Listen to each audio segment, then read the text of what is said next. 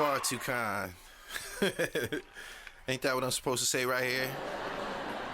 Shout out to Nick Amadon, my engineer, welcoming me to this fine facility he has here. I am your host, Gully TV founder, the executive dribble, the top dog, the dribble god himself, Jamil Lindsey. Welcome to the Dribble Podcast. I'm in the booth right now. I'm sober. I've been sober a couple hours. I was in my lab this morning doing some things, and I happened to focus in on a backwoods package that was laying on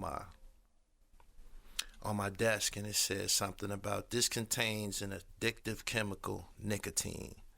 And I'm pretty sure I was aware of that already at some point, and I'm pretty sure I was already aware that it was bad. But it just, today I focused in on it. Nicotine, which I will forever associate with Newport cigarettes, and my father, who I hated that he smoked Newports. So I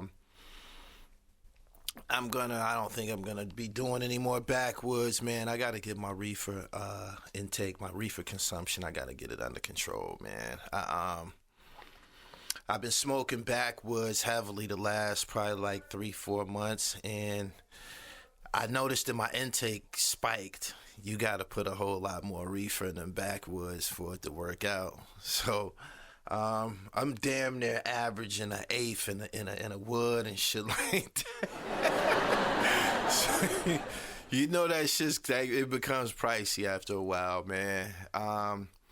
But yeah, man, it's something I have to get under control. The reason why my weed intake is extreme is because I'm of course an editor, a curator. I spend a lot of time, in front of a computer screen, and I'm often creating, so I use my reefer as creative stimulants.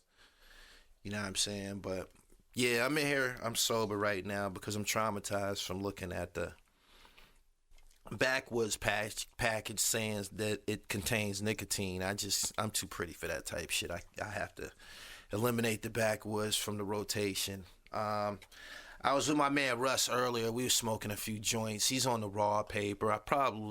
If I could just be patient and, go through the process associated with rolling a raw paper, a joint, I probably can, pull this off. But as of right now, today, ain't gonna be no more woods. I ain't buying any anyway. So, yeah, I'm standing here right now. I got three vitality shots. I got some wheatgrass.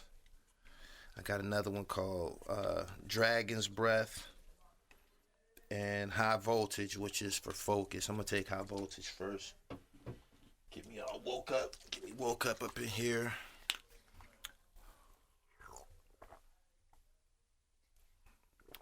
Shout out to Nick Amadon. I asked him, could I bring my basketball in the booth with me? He's like, yeah, nigga, go ahead.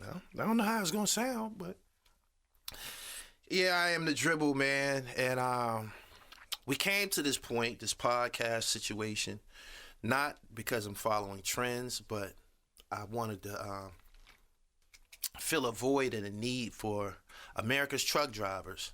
And a lot of them that sit in my chat rooms whenever they get a chance, they say, Gully, man, we driving across country and shit, man. We can't really watch. We need you to put something together for us to listen so we can, stay tuned with what's going on. We need you on a podcast platform. So that's how I got here. Some of the episodes that I've launched a podcast with are actually interviews that I did. Shout out to Minnesota from the Money Boss Players. Shout out to Cool Kim from the UMCs. Haitian Jack. Who else did I do? Sadat X from Brand Nubian. Shout out to all these brothers. They really been great in regards to helping me launch the Dribble Podcast. Today what I'm going to do is I'm going to talk about myself and what makes me so extraordinary. I noticed that people who follow my platform it attracts, my platform attracts haters. You dig what I'm saying? I have a magnetism for haters. Seriously, they just come out the woodwork, and their distaste for me is very extreme. I'm cool with that. I'm cool with that. But I just want to give you a little bit of background on me and who I am and what makes me so special and anointed. You dig what I'm saying? My name is Jamil Lindsey. Born and raised in Erie, Pennsylvania. I ain't never lived nowhere else as a child but Norfolk, Virginia. As an adult, I lived in New York City. I lived in LA and I lived in Atlanta. But I'm from Erie, Pennsylvania. I'm from the east side. Where I'm from is a rough spot. And what I mean by that is people try to gauge your city or where you from based on statistics and shit like that. And they'll look at Erie's crime and, the murder rate and shit like that. And they say, well, y'all only got 9 murders on a year. But what if I told you that these 9 murders took place between a 5-6 block radius? That's the east side. That's where I'm from and shit. And, yeah, it's just really, really a bad place right now. In 2018, Erie, Pennsylvania was selected by the USA Today as one of the worst places in the world to live for black people. We were number 1. That's where I'm from. I'm from the east side. As of late, the city's been gripped, of course, with the opioid epidemic, the fentanyl deaths, the heroin. It's really caused a decline in humanity in the city. I watched the news.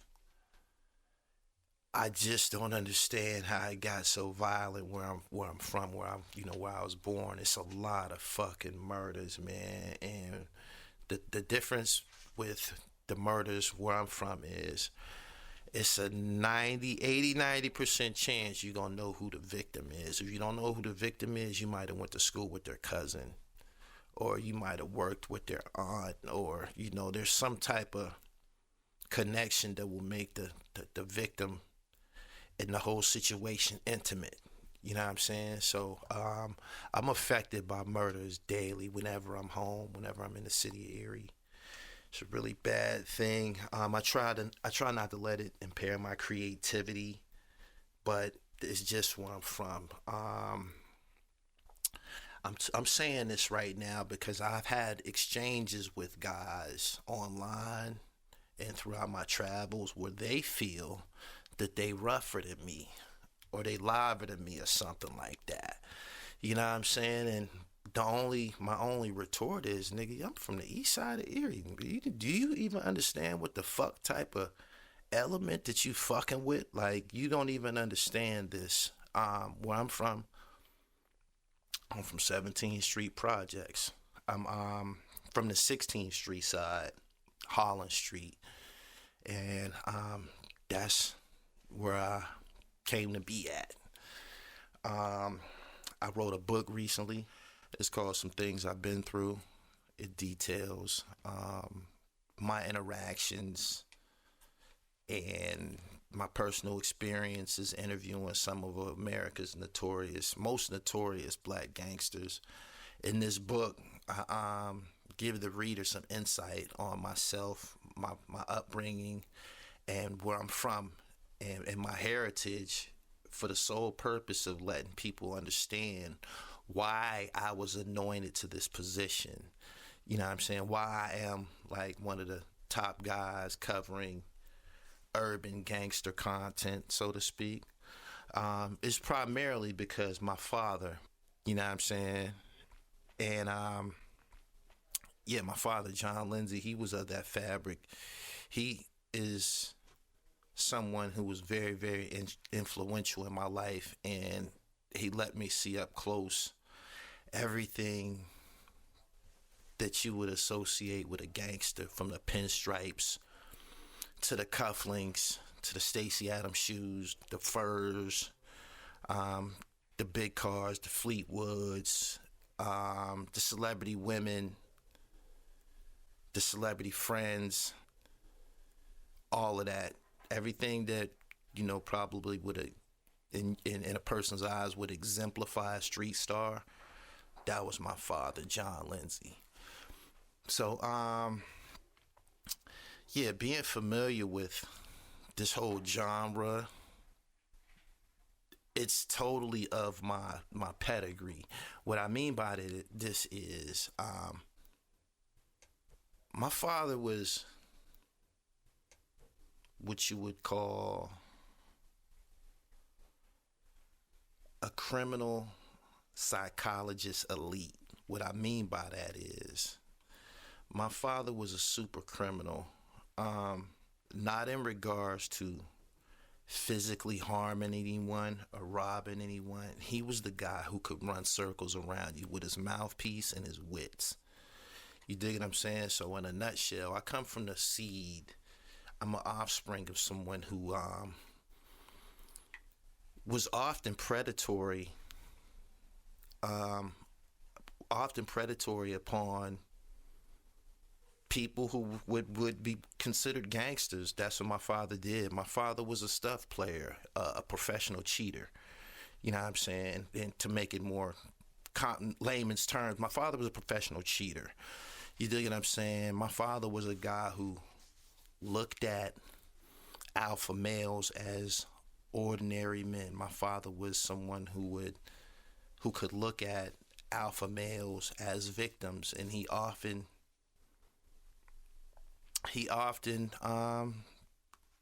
cheated, manipulated, victimized people of the highest criminal fabric. That's what my father did. Cheaters and beaters. That was one of his philosophies. That's something that I heard often. And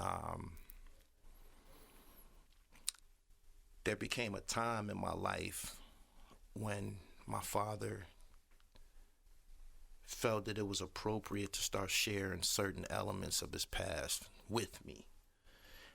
This would probably be around 89, 90, something like that. I know it was like right in the middle of the sneaker craze of the 1980s. What I mean by the sneaker craze of the 1980s is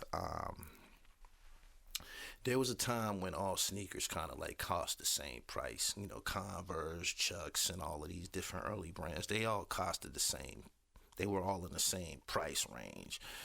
As the NBA started to take off with NBA superstars, Magic Johnson, Larry Bird, Michael Jordan, James Worthy, these guys got incredible endorsement deals for sneakers, and sneakers became a very, very big thing in urban communities and shit. Like, there was nothing more cherished than a pair of sneakers.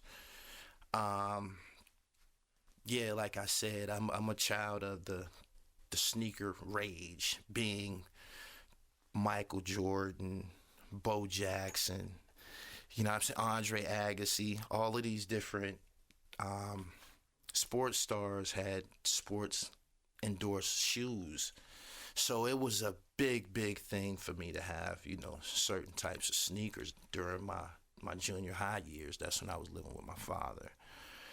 I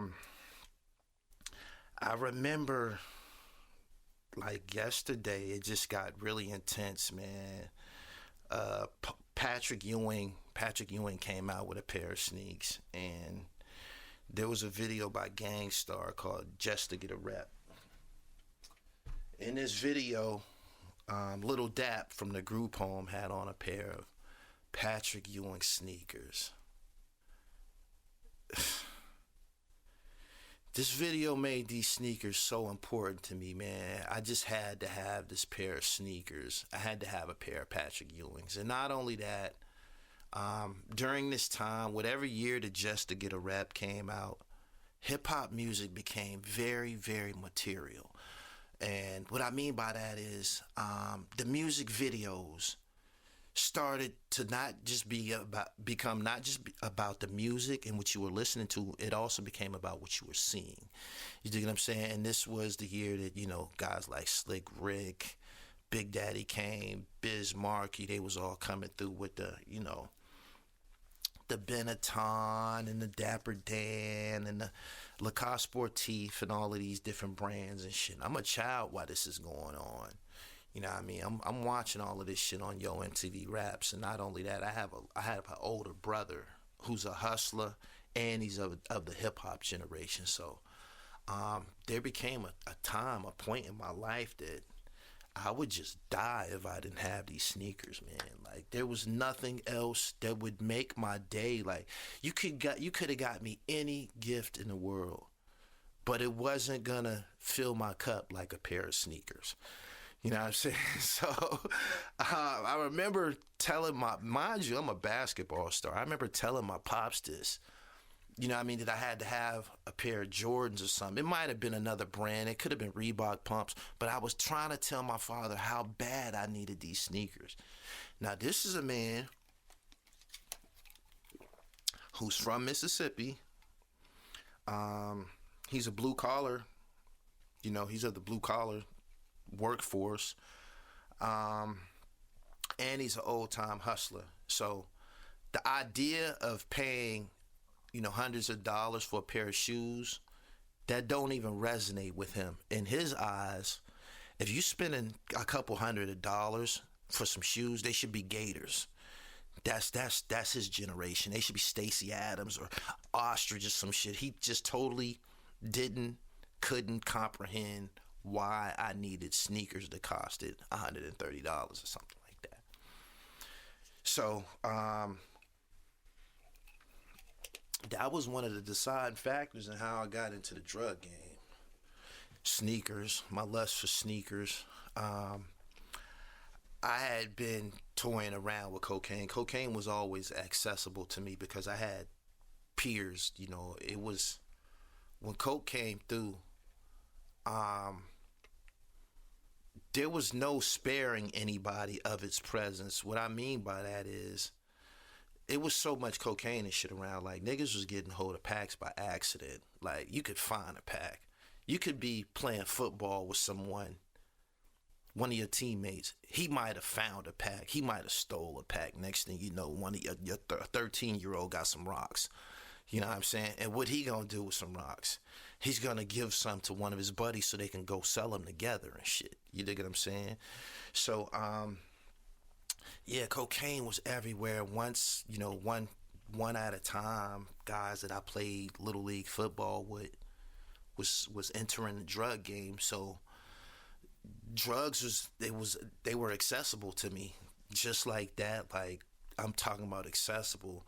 And it sounds probably perverted that that's what it was like for children in urban America, that the kids that you seen on the playground going down sliding boards, you wouldn't even think that they would be interested in conducting a fucking drug deal and shit like that. But because of these sneakers and this material shit, this shit was going on. Like, this shit was going on. People were attempting this shit. So anyway, around, you know, the late 80s and shit, I had got my hands on, you know, cocaine from cousins and friends and shit like that, and I would always fuck it up because it don't work like that. After achieving the fact of attaining some cocaine, you need fucking clientele. You can have all the cocaine in the world, but if you don't got no customers, ain't nothing up. And that was primarily my problem. I had cocaine, but I was a child. You know what I'm saying? Nobody walking around looking for no 14-year-old to buy no dope from and shit. Like, that's just not logical and shit like that. But anyway, I would always, you know, fuck up my little packs and shit, man. You know, early on, I was so in need that whenever I got my hands on a little pack, there were so many things that I needed at once that I would just spend it immediately. And one of the things that I needed back then was a sandwich. I needed a sandwich. People laugh about this, but if you go to guys of my age, they'll tell you when they first started getting money, they spent a lot of their money at McDonald's. You dig what I'm saying? Now you don't have to, this for the first time in your life, you don't have to go there to McDonald's and accept what your mom buying you. Often kids got a cheeseburger, a Happy Meal. You got cocaine now. You can go to McDonald's and get the biggest burger on the fucking menu. You dig what I'm saying? And that's what happened to a lot of my money. Burgers, video games. I had all of these needs going on at once, and mind you, I'm fucking with double ups and shit like that. So I was often back to the scoreboard, back to the drawing board, over and over and over. But trying to stress to my father that I needed these, material things, he just wasn't hearing it. But one night, he came home from Chris's Supper Club. That's a legendary nightclub on the west side from back in the day. Older niggas who hear that, they know what it is. And he woke me up and he said, I want to teach you something. He pulled out a pair of dice and a blanket, and that began my education. That began my life, my journey to becoming a professional cheater. One after another, I was taught these different games of vice, different methods of cheating, card games, dice games. I even was led to the pool table. These were things that my father was an expert at. So, my father wasn't a plumber. He wasn't a mason. He wasn't going to teach me a trade. The trade that he taught me was what he knew. And boom, I got a reason to be around grown men now because I'm trained to handle these dice without, I don't know, violating any codes or anything like that. But I was a trained sharpshooter. And I was placed in an environment where the things that my father taught me, it was like weaponry. And one of the first licks I hit was close to $7,000. I was in a dice game on 17th and German. I'm giving y'all this because I'm leading up to how I got immersed in the drug game for real shit. And I went to the projects on this particular day. I had a summer job still at the time. I went up there with my summer job money, and I might have been on a quarter ounce or something like that. Me and every young nigga my age was all on basically somebody's payroll. We all worked for somebody, basically the same niggas and shit. And we all out there on the job site, 15, 16 juveniles and shit out there doing our thing. And somebody pull out some dice and we got the, fucking around gambling and shit. Based on the shit that I was trained to do. I had the game under siege like in no time. While we're gambling, the niggas that ran the block, older guy named E.T., he came through the block to collect his money and shit. Like I said, we was all on payroll and shit. He came through to collect his money, and while he was collecting his money, he seen us standing out there gambling and shit. Now, this is one of the predatory niggas that raised me, Eric Tate. He, he couldn't just collect his money. He already got the ups on us because most of us working for them niggas at the time. He couldn't just collect his money and leave. He gotta, just... predatory, man. He got to just take every dollar. He got to just take every dollar off the corner. So what happens is he enters a dice game with a bunch of 15, 16, 17-year-old kids. He couldn't just, leave the block. He couldn't just leave everything well and done. He had to have every dollar on the set. So what happens is he walks up to our dice game. And I believe I was on the dice when he walked up. I was being faded by one of my little homies, Jermaine, or something like that. And we only shooting probably dollars and fives and shit. You know what I'm saying? Like I said, it was just a few of us just gambling, killing time. But anyway, E.T. comes to the game, and he like, what you shooting? And I don't even believe I got out of my mouth what I was shooting and shit. He said faded. He threw it down. So he got big money. He not gonna play around with us with these fives and shit like that. So what happens is, in a nutshell, he bullied me into betting him 10. You know what I'm saying? He was getting aggressive. Little nigga, I ain't got all day, shoot 10. I ain't never shot $10 in my life. That's a big number to me. I got off into demonstrating and doing the things that my pop taught me. I started doing this shit to this nigga. You know what I mean? And it was working like magic. I was smacking him. And I'm climbing. And I had a backpack. I came to the block with a backpack with the blanket in there. And as I'm gambling with him, money is piling up in front of me. And there's other hustlers coming, to and fro. But in a nutshell, what happened is I ended up getting a big time drug boy, probably about $800-900 in debt. I got him like $800 or $900 down, which isn't a lot of money. He could have let me go, but I was a little kid, so he not gonna let me get away with his money. And he continued to basically make me gamble. And I'm watching this money swell up in my hand, and I know it's more money than I ever had before. I've never had $1,000 at this point. I know that I'm just saying to myself, only thing that's going on in my head is I can't wait for this to be over so I can catch the bus and go to the mall and buy me a pair of sneakers. That's the only thing that was on my mind. I wasn't thinking about all that goddamn money I had in front of me. I was thinking about going to buy a pair of Charles Barkley Air Max that Chris Webber and the Fab Five wore. I didn't get a chance to get a pair when they were out, but they were still on the shelves. I'm like, man, I just wanted to get out this dice game, but he wouldn't let me go.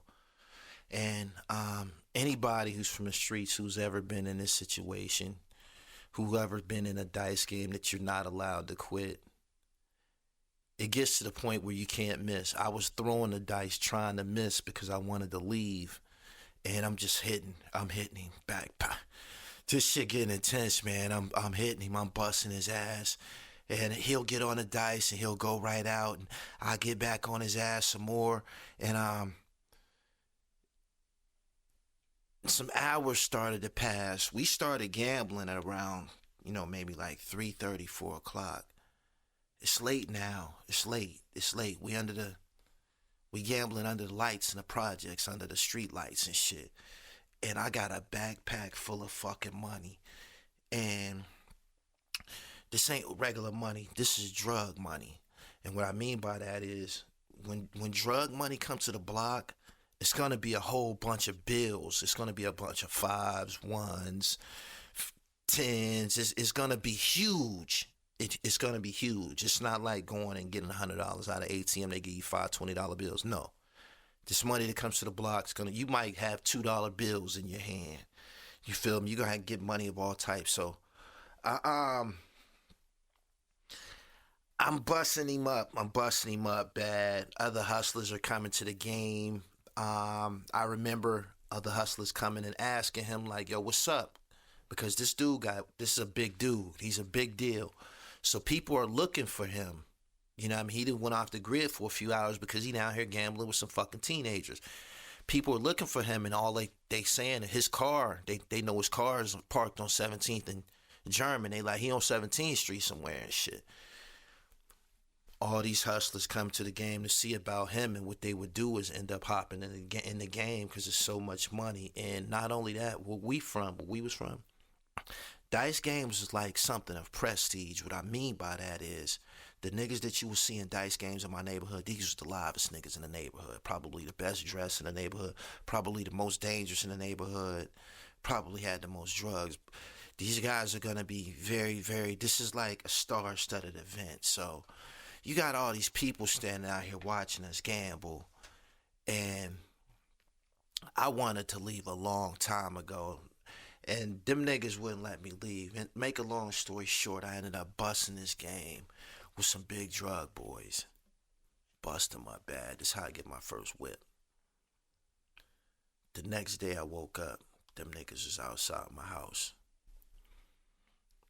E.T. and his partner Lionel, they sitting in the box Maxima. Chrome hammer rims on it. It's a hustler whip at the time. They're like, yo, what's up, man? Come on out, man. Let me holler at you and shit. I ended up finding out later that their plan to get their money back was to front me some bad dope. And they did front me some bad dope. They front me some dope that was all whacked up and stepped on. I went and sold that shit. And I paid them their money.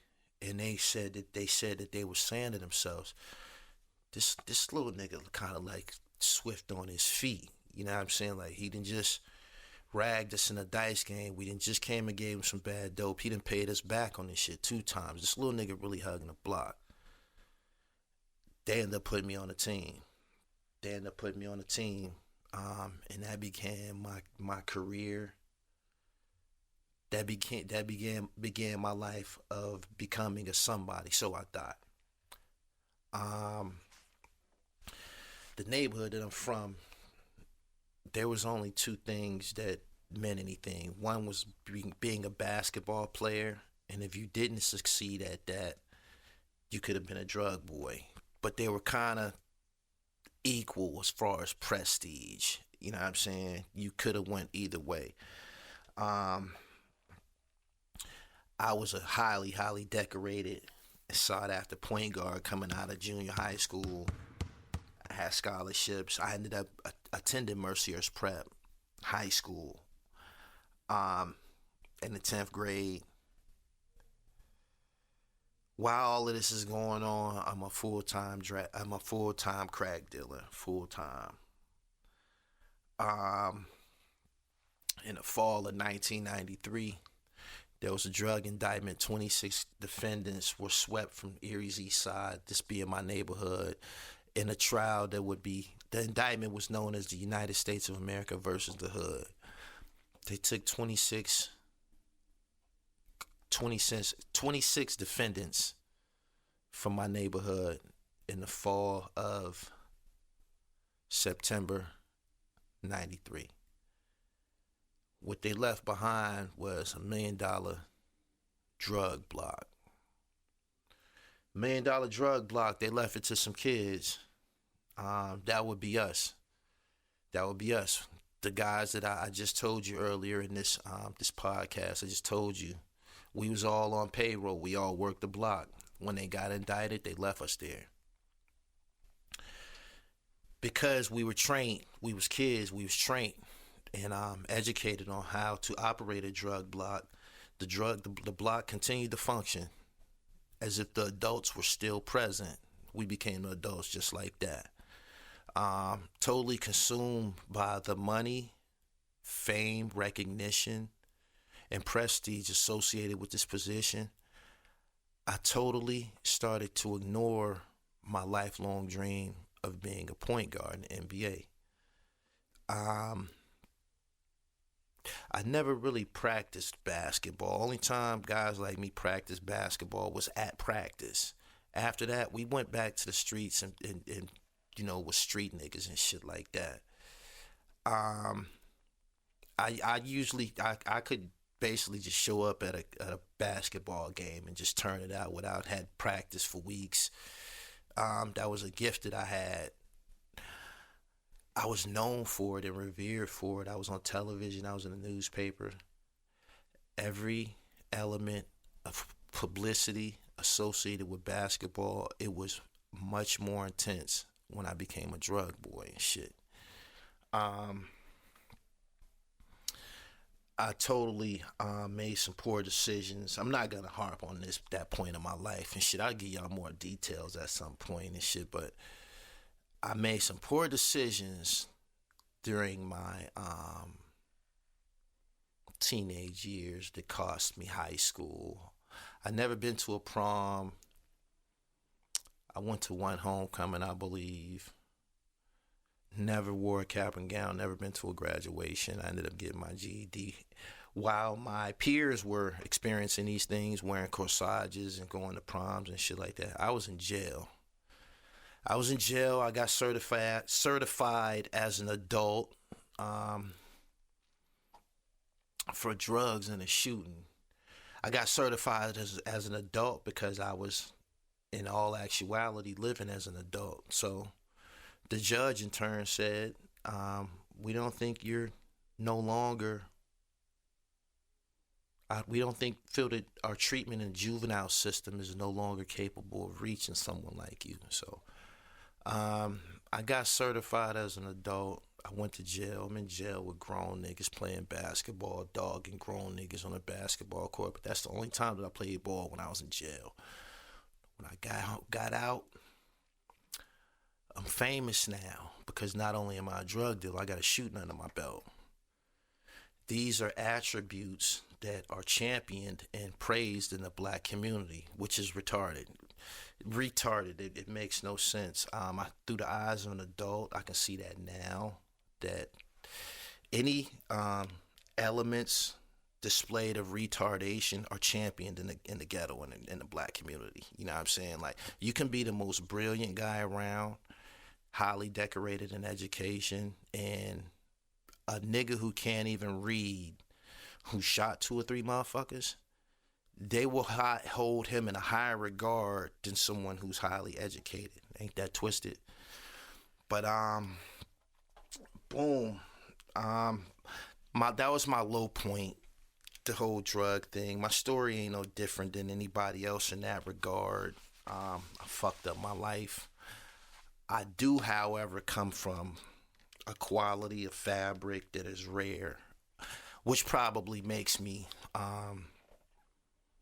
some people say narcissistic. I say I'm just doing me. You know what I mean? I don't know whether it's confident, super confident, or it's just the way it is. But again, I was bred to be this way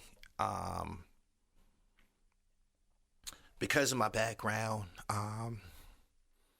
And I feel that, and this is no disrespect to anyone else, I feel that in this entertainment business, there's no one that has lived like me who is in media. You feel me? My story is a little bit more authentic than Stephen A. Smith or Charlemagne the God or one of these guys. You know what I'm saying? So, I made the podcast for these truck drivers driving across country. And I wanted to use it to, open up some dialogue and share some of my views.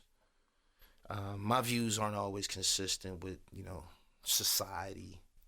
Again, I was raised a certain way. I'm hard on a bitch. I've always been that way. I'm outspoken. I'm pro-black. I love the Lakers. And all of these components, the basketball, my basketball background, and my hustler's background, I kind of balled it up and put it into one dynamic package, and I call it the Dribble. And that's how we got to this point, man. All my hustling has got me to this point. What I mean by that is, let me separate something too.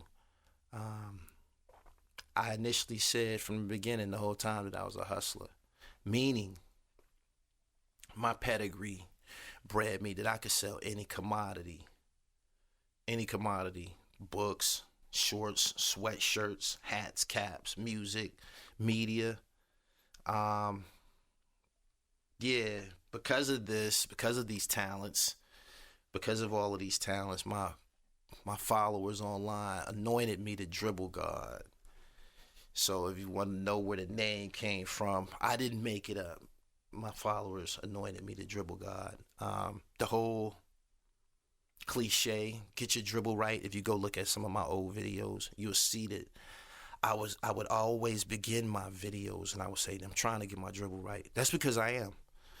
I'm trying to get my dribble right. I'm trying to get better at everything that I'm doing. I'm trying to become more wealthy, more informed.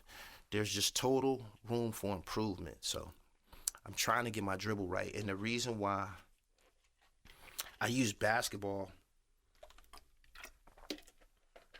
is because I kind of equate dribble with consistency. If you stop dribbling a basketball, it's a turnover. you fumble the ball out of bounds. I look at hustling the same way. If I can get my dribble right, if I can get this podcast going, if I can get me 4 or 5 documentaries on all these streaming platforms, Amazon Prime, Roku, and all of these things, if I can get books on the shelves, I can get my dribble right. It's about establishing oneself.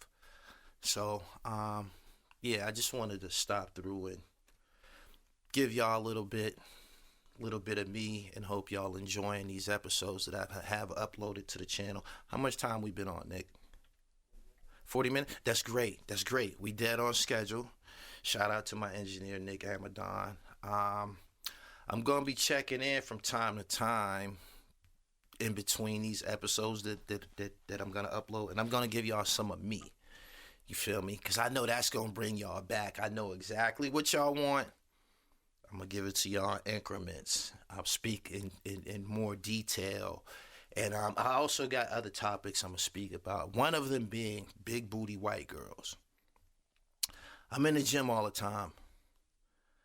I constantly go back to the gym, not just because I want to be in shape, but it's always someone there that I want to see again. You know what I'm saying? You know what I'm saying? So, yeah, that's one of the topics that we're going to talk about. We're going to talk about these thick-ass white girls, man. We're going to talk about these thick-ass white girls. And I think women should be aware that it probably is dangerous to send your man to the gym by himself these days because of the level of eye candy. Straight up. So, yeah, I got topics, man. I ain't going to talk about the virus and none of that stupid shit that's going on in the world. I'm going to just talk about what's on my mind. And that's about it. Put some distance between myself and the so-called competitors. And, yeah, man, make sure y'all follow me on all platforms, man. Gully TV 1 on Twitter, on Instagram, at @IamGullyTV_. The podcast is on all of the platforms, Spreaker, Spotify, Apple, wherever your podcasts are available at, you can catch me there. But, yeah, man, I'll be back. I'm in the booth right now. Just finishing up my orange glow. Shout out to the juice bar. I stopped at the juice bar on my way out here. Got me some vitality shots. I worked out before that. I think I got an interview coming this afternoon with PA Dre. I'm about to sign out. I appreciate everybody for coming through again. And continue to support the dribble. Peace.